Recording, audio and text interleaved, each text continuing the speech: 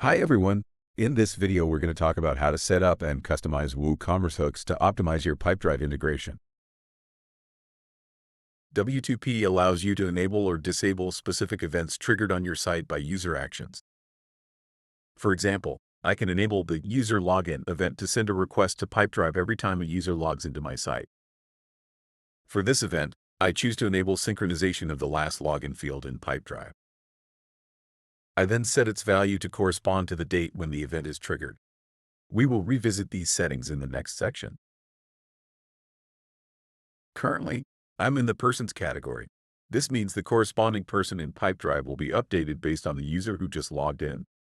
I could have also chosen the Organization category to update the organization associated with the user who logged into my site. Note that the Pipedrive fields available for sending requests depend on the current category and your Pipedrive configuration. You can refresh the available fields if you've updated your Pipedrive settings. For each category, person, organization, or deal, global settings are available, allowing you to avoid redundant configurations for each event. For example, in the deal category, you can define a default name for your deals. When an event, such as new order, is triggered, this name will be used if no specific deal title has been defined for that event.